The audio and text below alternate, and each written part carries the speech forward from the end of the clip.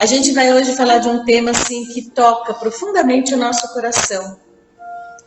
O Sermão da Montanha, se de repente o Caibar Schutter, que é um dos grandes expoentes do Espiritismo, dizia que se fossem queimadas, se fossem excluídas, né, todas as páginas dos Evangelhos, todas as páginas do Velho Testamento, mas que se restasse o Sermão da Montanha, ele disse que nós teríamos um arsenal imenso de ensinamentos para que a gente pudesse melhorar, para que a gente pudesse crescer. E hoje a gente vai falar um pouquinho sobre esse Sermão do Monte. Só situando, eu sei que todo mundo já sabe, todo mundo já ouviu falar, né? De que momento aconteceu esse sermão? Foi quando Jesus estava ali, né? Na beira de um local onde tinha uma montanha, um pequeno monte. E aí ele foi e ele chamou assim os seus discípulos, todos os 12, e ele subiu assim numa montanha porque se aglomerou muita gente, mas muita gente. E a gente sabe que naquele período que Jesus esteve conosco não tinha megafone, não tinha transmissão, não é, de grande potência de voz. E o mestre sabia perfeitamente que ele elevando-se assim, numa montanha, num monte, falando com a potência de voz dele, fora toda a questão espiritual que nós sabemos, não é? Como é que ele falava dentro da alma de cada um de nós, quando aquelas pessoas que tiveram o privilégio de estarem ali compreender. E aí ele subiu ao monte e ele começou a falar. Essa passagem que nós vamos ler está no Evangelho de Mateus, está em Lucas também, mas eu peguei Mateus no capítulo 5, versículos de 3 a 16, tá bom? A gente vai conversar um pouquinho sobre como nós todos, indiscriminadamente, somos bem-aventurados no Sermão da Montanha. A gente vai falar e o tema nosso é esse, tá? Essa é uma imagem, não sei se está dando para vocês verem, a gente não está conseguindo. A nossa imagem não está saindo ali na câmera. Não está saindo a nossa imagem? Não, mas então, e lá também não está saindo. Deixa eu ver se consegue pôr. Vou tentar colocar, gente, a imagem, pelo menos a imagem. Não está saindo, né, lá atrás. É assim. Esse nosso transmissor aqui, ele é um pouco rebelde. Mas vamos lá, tá? E não importa, mesmo que vocês não acompanhem o nosso roteirinho aí, que a gente tem sempre, um roteirinho para a gente poder estar seguindo com vocês, tá? De repente, o Sermão da Montanha, ele começa, né? Jesus, quando ele começa a falar o Sermão da Montanha, ele começa com uma bem-aventurança muito linda. Ele começa dizendo... Espera aí.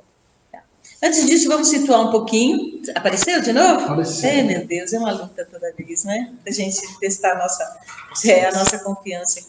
Então, vamos lá. Tá? Então, assim, o Sermão da Montanha é um ensinamento dirigido a cada um de nós.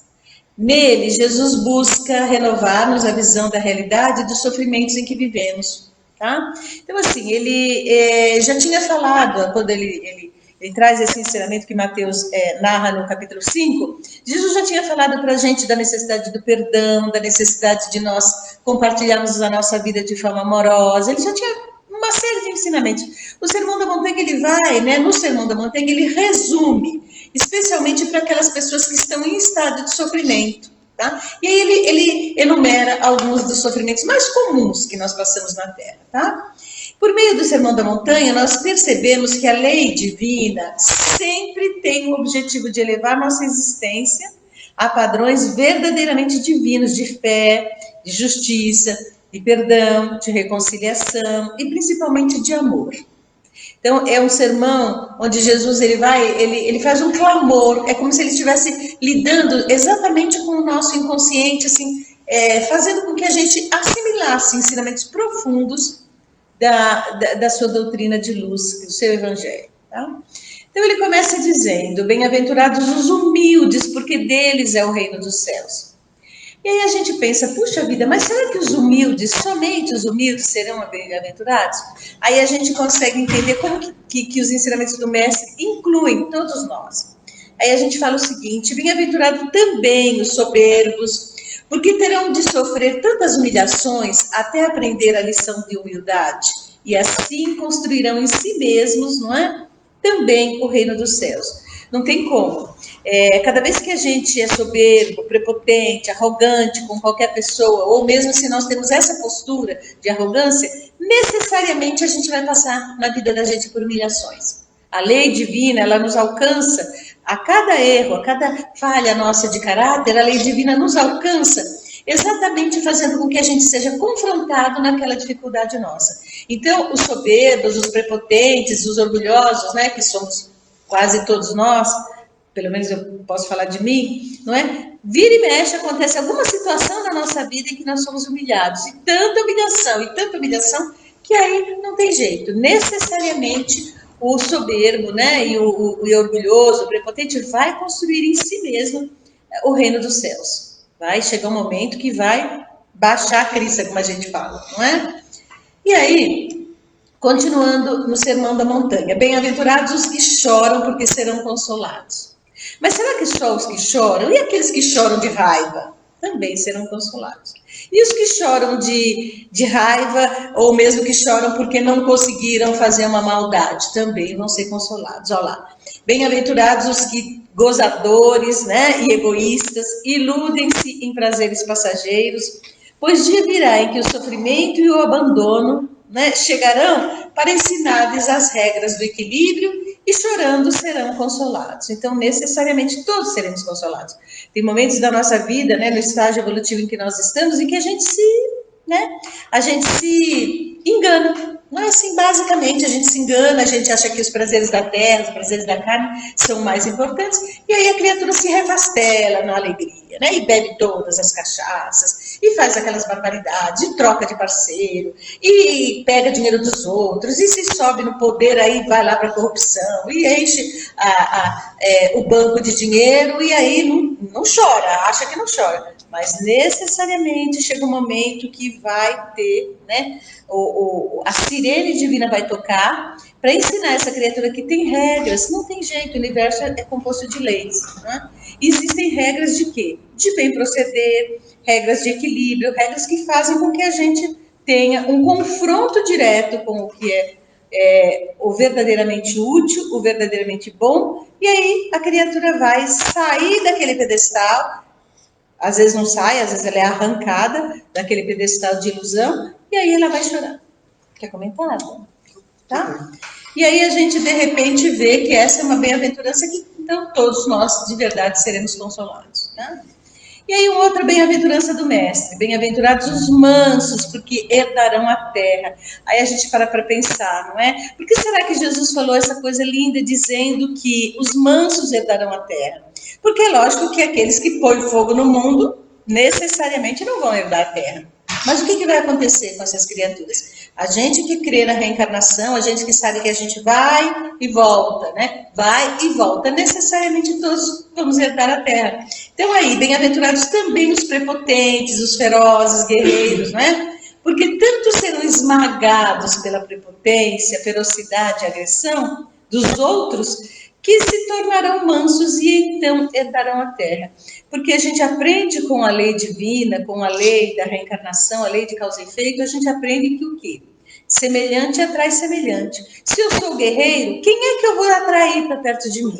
Criaturas guerreiras, criaturas bastante bélicas. Então, aquela criatura que é bélica, que ela acredita na força bruta, ela não vai ter outro jeito a não ser atrair para perto dela criaturas mais guerreiras do que ela. E aí vai chegar um momento que aquela ferocidade vai abaixar, porque vai encontrar um mais feroz, e aí a criatura vai amansando, não é?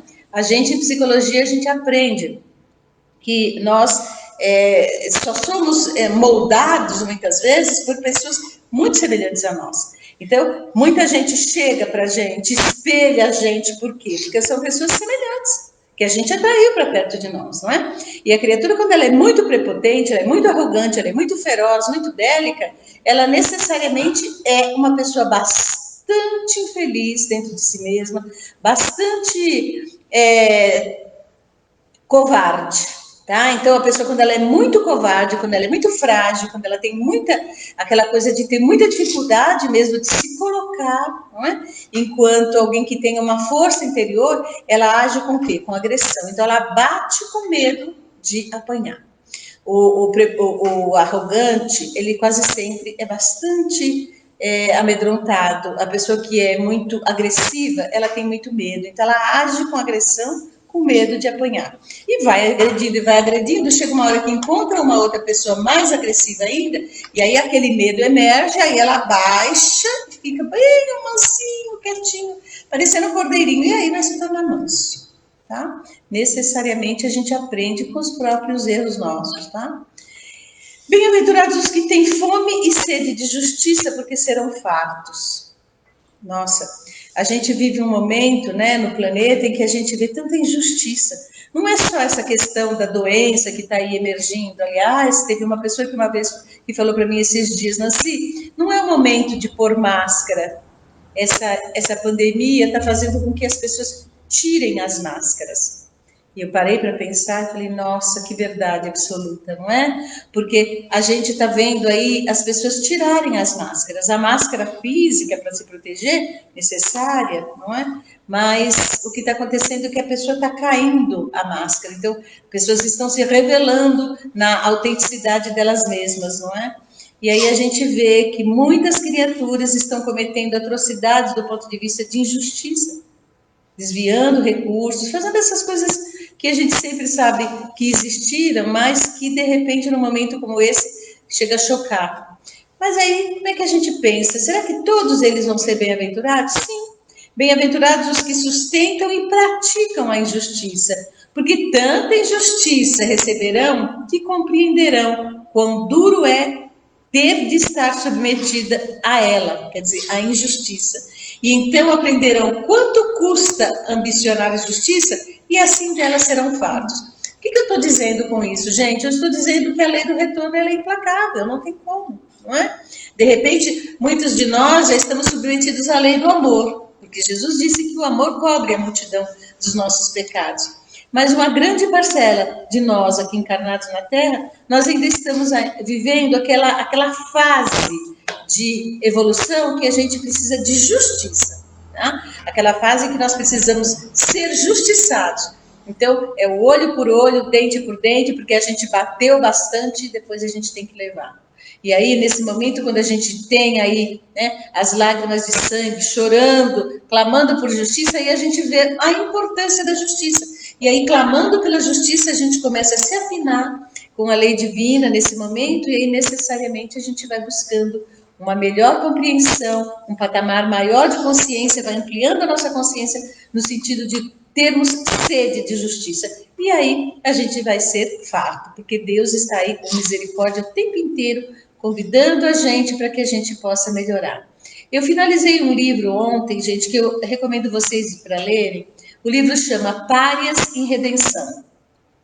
É um livro da psicografia de Divaldo Pereira Franco, um romance assim denso, longo, porque ele conta 3 encarnações de um mesmo grupo espiritual. E é interessante que ele fica muito, né? O livro fica muito mostrando 2 pessoas, 2 homens, não é? Reencarnados em corpo masculino, 2 espíritos que reencarnam. E essas 3 encarnações dele, dá para ver muito bem quando a gente ainda é feroz, quando a gente ainda comete muita injustiça, muita atrocidade, e aí a gente vai reencarnando até o momento em que Deus fala, chega, basta, daqui para frente você não vai mais. E aí, nesse momento, a 3ª encarnação que eles reencarnam, eles têm tanto ódio um do outro, é um ódio que se produz e que se consumiu tanto, não é? Eles se assassinaram reciprocamente. A primeira vez, um assassinou os 3 filhos do outro. Depois, na segunda vez, os 2 se matam na beira de um rio, tá? Um vai matar e o outro vai e mata também. Então, assim, e na 3ª encarnação, Deus quer que a gente, né, ele não quer a morte do pecador. Jesus disse, né, meu Pai não quer a morte do pecador, mas quer que ele se reconcilie, que ele se renove, que ele cresça, que ele assuma o bem que tem dentro dele, não é? Porque Deus nos criou como criaturas divinas, nós somos centelhas divinas. Então, na 3ª encarnação, eles reencarnam um surdo-mudo e com um baixo intelecto, e o outro inteligente e cego. E os 2 quase siameses, Nasceram gêmeos, quase siameses, completamente dependentes um do outro. E é a reencarnação em que eles se redimem. Porque ontem à noite eu terminei de ler, e hoje eu estava refletindo sobre esse romance, esse finalzinho, que um surdo mudo não consegue absolutamente se comunicar com um cego. Porque o cego não consegue ver a linguagem de mímica que o surdo-mudo vai fazer. Então Deus interrompeu a comunicação daquelas duas almas e as colocou num catre de dor, de miséria absoluta, e eles foram vendidos para serem objetos para conseguir esmola. E aí um tinha sido conde, outro tinha sido fazendeiro, então muito ricos tinham sido e nasceram nessa total falta de condições. E aí a gente vê, é lindo esse romance, vale a pena você ver. E essa história assim, pode parecer, no primeiro momento, como um castigo de Deus. E não é, é a oportunidade, né, deles pararem o erro, tantos estavam envolvidos. É do Victor Hugo, é um romance de Victor Hugo belíssimo. Eu estou contando aqui a história, mas mesmo tendo contado a história, vale demais a pena ler, porque os detalhes, o Victor Hugo deixa muito claro, né? A lei divina, como é que ela age, como é que ela não age de jeito nenhum. Até porque, gente, eu comecei a contar esse romance porque toda vez que alguns daqueles personagens, não foram só os dois, assim, é um grupo de criaturas ali em estado de dificuldade, espíritos ainda precisando de aprendizagem como nós, não é? E reencarnando com a necessidade muito grande de crescimento espiritual. E aí o Victor Hugo vai narrando como é que a lei divina é maravilhosa. E o tempo inteiro, às vésperas deles cometerem algum delito, alguma situação mais difícil, o que acontecia? Os mentores espirituais de alta hierarquia levavam eles pela condição do desligamento do sono, não é? Todo dia à noite a gente se desliga da matéria, a gente sonha, a gente recebe a visita espiritual dos nossos mentores. Todas as vezes eles foram alertados, com mensagens lindas, os mentores dizendo, olha meu filho, presta atenção, se você fizer isso, vai dar isso, se você fizer outro caminho, se você renovar a sua vida, você vai levar tanto, você vai ter tanta ajuda espiritual se você decidir se renovar. Mas olha, de verdade, até o final, né, do capítulo, lá nas últimas 50 páginas, eles não decidiam por se renovar. Tá? E aí a gente pega aqui, né? De verdade, bem-aventurados os que têm fome e sede de justiça vão ser fartos, mas aqueles também de nós que decidimos ser rebelados, não é? Que a gente decide ser criaturas ainda bem difíceis, a gente também vai encontrar justiça no nosso encalço e depois a gente vai gostar da justiça, tá?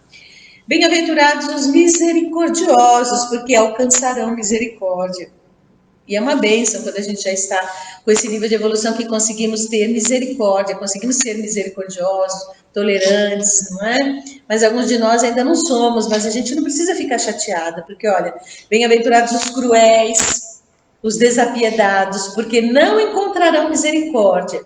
E quando a invocarem para si, sem recebê-la, compreenderão a necessidade da bondade e do perdão, alcançando então a misericórdia. Aí a gente pensa, nossa, quantas pessoas, quantos de nós não somos misericordiosos? Então, quando a gente está do lado daquele que está ainda de nariz em pé, ainda com aquele jeito grosseiro de tratar os outros, né? A gente ainda está nesse período da vida plantando. Mas aí chega o momento da colheita, né? A gente plantou bastante atrocidade, bastante crueldade no caminho, nada de misericórdia. Quanta gente chega pra gente, às vezes, quando a gente está ainda nessa condição, e pede, implora coisas básicas e nada. E a gente se mantém naquele pedestal.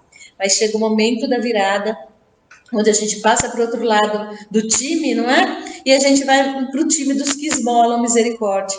Nossa, por favor, não é? Tenha misericórdia. Tem lá a parábola do mau servo e do bom servo. Jesus deixa claro isso, não é? Então, no momento que, de repente, eu fui lá e fiz, não é? Alguma coisa para o outro que fui lá e recebi misericórdia do meu, não acho que é do mal devedor, né, dos dois que deviam dinheiro. Então foi lá, né, falou, olha, eu não tenho dinheiro para te pagar, né, a parábola desse mal credor.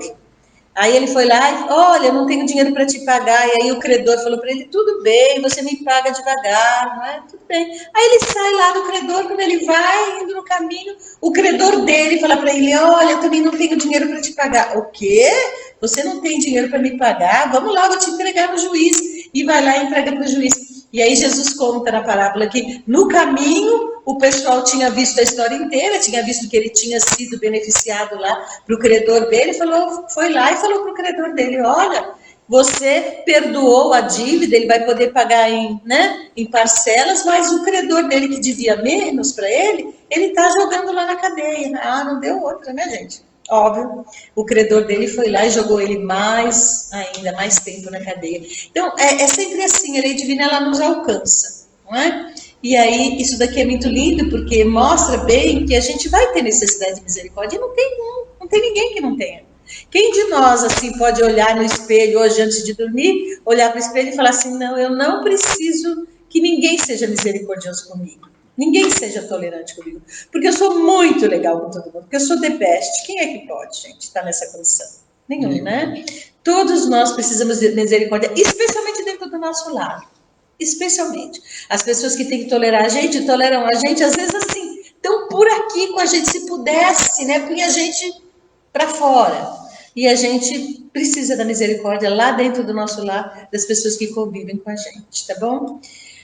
Aí Jesus continua, bem-aventurados os puros de coração, porque verão a Deus. Lógico, a gente só tem condição de enxergar as coisas belas da vida quando a gente tem um coração puro.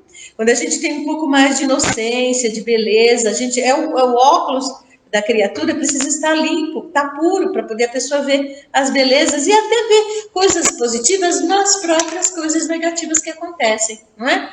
Então, a criatura que tem o coração impuro, tudo ela vê maldade, tudo ela vê coisa ruim. E aí, essa criatura nunca verá a Deus? Vai ver sim.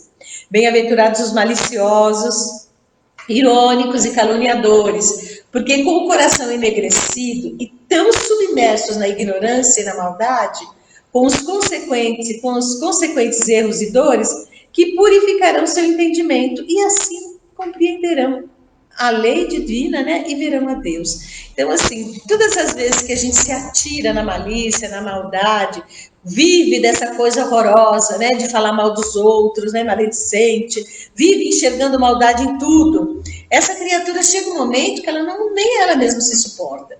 E, obviamente, como eu já disse, ela vai atrair para perto dela criaturas iguaizinhas, né, do mesmo teor. Daqui a pouco ela também está vendo a sua vida caluniada, ela está vendo a sua situação ficando cada vez mais difícil, e aí vai se sentir sofrendo, vai sofrer, até o ponto que ela para e fala, não, eu não quero mais isso, né? Então começa a purificar o próprio entendimento, amplia a consciência e para de ver as coisas do ponto de vista da maldade, não é? A gente vê isso muito no catre de dor, no sofrimento, na doença. A pessoa, às vezes, aquelas doenças prolongadas que faz com que a pessoa, que muitos de nós, às vezes, éramos pessoas negativas, tudo a gente via maldade, tudo a gente via, ó dia, ó mês, ó azar, tá tudo ruim, aí a pessoa fica lá doentinha, lá uns 6 meses, um ano, e às vezes tem a bênção de ficar saradinha, mas sai dali, ó, uma seda. Não é? Fica uma teteia, né? Uma bonequinha, fica boazinha, sabe? Porque às vezes tem que se submeter a receber o favor dos outros, e aí vai melhorando, quando vê, tá puro de coração, tá com aquela criatura dócil, né? Adocica a pessoa. Por quê? Porque o sofrimento faz isso com a gente, não que a gente deseje o sofrimento. Por isso que é bom a gente pensar em tudo isso que eu estou falando, tá? Começar de mim mesma. Então, ó, bem-aventurados os pacificadores, porque serão chamados filhos de Deus. Não tem coisa mais linda de que uma pessoa pacífica, uma pessoa que vai e que está o tempo inteiro pacificando o ambiente, está sempre encontrando motivos bons de ver as criaturas, não é? Pessoas que às vezes chegam no meio de uma bagunça, de uma maledicência, de uma discussão. Não é bem assim, vamos lá, vamos pensar melhor. Fulano, entende, não é isso que ele quis dizer. Então é aquela pessoa mediadora, pacificadora. E é lógico que uma criatura dessa está muito mais próxima de Deus, não é? Mas bem-aventurados também os briguentos, os irados, porque nunca sentindo a paz dentro de si mesmos, né? Tanto a procurarão em toda parte que se tornarão pacificadores. E então assim serão chamados filhos de Deus. Se alguém conseguir viver sem paz por muito tempo, a gente fica pensando, não consegue. Tá? A pessoa ela fica desesperada. Mesmo as pessoas que atingem um patamar de angústia, de desespero e desequilíbrio, a ponto de serem pessoas que desenvolvem transtornos mentais, diferentes transtornos mentais, essa pessoa precisa de paz, nem que seja à custa da medicação. Então, às vezes está assim, no nível de ansiedade, no nível de desespero, que a pessoa está em surto, não é? Ela vira e mexe, ela entra naqueles estados de angústia tão grande que explode, que tem aquele surto, tudo. Em seguida, ela é medicada com medicação, às vezes bem pesada, que a gente chama de camisa de força química, e a pessoa com aquela medicação, ela pacifica, ela embota, ela fica embotada. Para quê? Para serenar. Porque nós nos alimentamos de paz. Paz é um alimento divino, tanto quanto o oxigênio, a alma precisa de paz. Então, as criaturas que são muito briguentas, que são muito iradas, aquela pessoa que vive explodindo, ela também não consegue paz. Ela não consegue dormir, a primeira coisa que perde é o sono, tem aqueles distúrbios de sono, né? A pessoa pilhada, nossa, gasta uma energia. Então, quando o corpo ainda não adoeceu, o corpo físico, que vai ser a próxima fase, né? A primeira fase qual é? O distúrbio emocional. Então a pessoa de repente não consegue mais dormir, não tem paz, fica assim agitadíssima, e aí aquilo vai dando um desgaste tão grande que a pessoa começa a procurar paz. E aí necessariamente ela vai pacificar o coração. Tá? Então aí Jesus encerra esse discurso belíssimo dele, dando ele é um pouco maior. Eu resumi essa nossa fala de hoje, não é? Aí Jesus ele termina esse discurso lindo do Sermão da Montanha dizendo o seguinte: vós sois o sal da terra, mas se o sal se tornar insípido, como lhe restaurar o sabor? Aí a gente pensa, nossa, qual é a função do sal? O sal ele tem uma série de funções no nosso organismo, a gente nem vai falar disso, que não é o momento. Mas assim, imagina uma coisa sem sal, pode ser um sabor delicioso, o alimento pode estar bastante temperado, mas o sal, ele dá aquele tempero que faz com que a gente tenha mais vontade de comer, e ele fica mais saboroso. Então, o cristão na terra, ele precisa ser essa criatura que ele é o sal. Ele vai lá e ele tempera as relações, ele tempera as suas ações no mundo. Ele é um tempero divino aonde ele chegar, tá? Agora, o que Jesus quer dizer? Mas se o sal se tornar insípido, como lhe restaurar o sabor? Quer dizer, aquele cristão que é omisso, aquele cristão que não se posiciona, aquele cristão que no meio de uma conversa assim, não, eu não vou me colocar. Imagina, não é? Tá aquele pessoal falando ou discutindo aquele monte de barbaridade, né? E o cristão ele recua, não, eu não vou me colocar. Fica em cima do muro, não é? Então é o sal insípido. Como é que de repente vai restaurar o sabor? Como é que alguém pode pensar que a gente não vai se desgastar? Vamos nos desgastar sim. Não é? O cristão de verdade, ele está convocado, e hoje muito mais do que antes. Hoje, nesse momento de transição planetária, e daqui para frente cada vez mais, o cristão ele está sendo convocado a se posicionar. Nossa, imagina, mas isso não tem tão importância, não. Eu vou fazer só um pouquinho. O cristão não é para fazer só um pouquinho. O cristão é para fazer nada. O que que ele sabe perfeitamente, porque a gente tem consciência, ainda mais que o Espiritismo, não é? Que aclara a consciência, que abre mesmo os nossos horizontes. A gente não pode chegar e falar, não, eu vou fazer isso só um pouquinho. Eu sou honesto, mas só um pouquinho eu vou ser desonesto. Você não é honesto. Não é? Não tem meio grávida, não tem meio honesto, não tem meio fiel.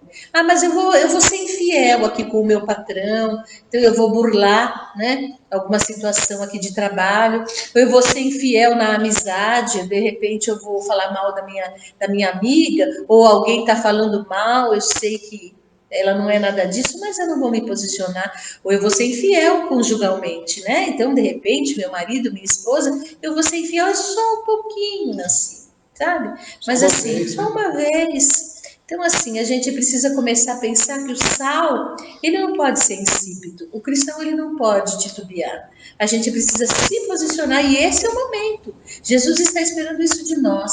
Hoje a gente vê que está muito o politicamente correto, sabe aquela coisa, né? Por isso que Jesus falou assim, aliás, é uma das cartas do Tiago, né, do apóstolo Tiago. Ele fala o seguinte: no final dos tempos, diz o Senhor, haverão tantas iniquidades que confundirão até mesmo os eleitos, mas aquele que perseverar até o fim será salvo. Então, realmente, o final dos tempos é isso que a gente está vivendo. O final de que tempos? Vai acabar o planeta? Não. Vai ter uma bomba, vai ter alguma coisa, um tsunami, vai ter um vendaval, vai pegar fogo em tudo? Não. Final dos tempos da maldade, de tudo isso que a gente ainda está vendo aí, clamando e desesperado. Aliás, gente, as trevas estão desesperadas, as organizações trevosas estão desesperadas. E estão cooptando mentes e corações. Estão sim. Muitas criaturas estão deserdando da religião, seja lá qual ela for. Estão deixando de se posicionar.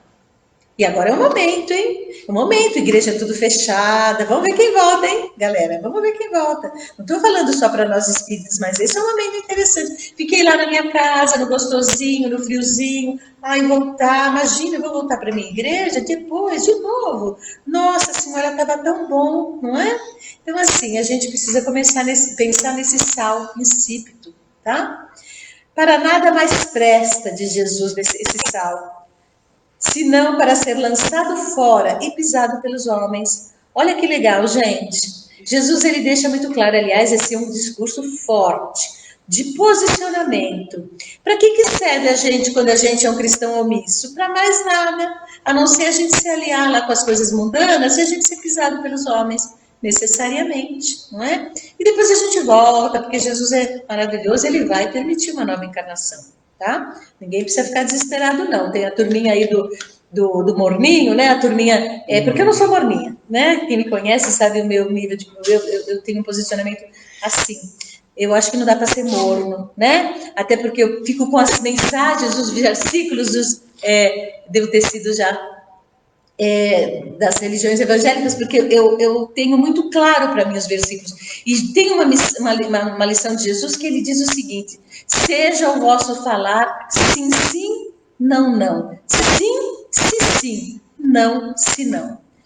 O fora disso é do maligno. E não é o do maligno, do demônio, Satanás, nada disso. É da maldade, é da corrupção. Tá? Então ele continua dizendo: vós sois a luz do mundo. É lindo demais. Imagina, olha a honra, a gente ser colocado por Jesus na posição de ser a luz do mundo. Então ele deixa muito claro para a gente: vós, cristãos, sois a luz do mundo. Não se pode esconder uma cidade edificada sobre um monte. Lógico que não. E cada um de nós, os cristãos, que já nos posicionamos, independentemente da religião, nós somos o quê? Um archote, uma luz colocada onde? Sobre um monte. A gente está aí, na berlinda. A gente está para se posicionar perante as coisas, perante a vida, perante Deus, perante os nossos irmãos, tendo um posicionamento diferente do que a gente teve em outras encarnações, não é? E ele diz: nem se acende uma lâmpada e se coloca debaixo de uma vasilha, ou mesmo debaixo de um móvel, não é? Mas no candelabro, para iluminar a todos os que estão na casa. Então, esse é um convite divino de Jesus para o nosso coração.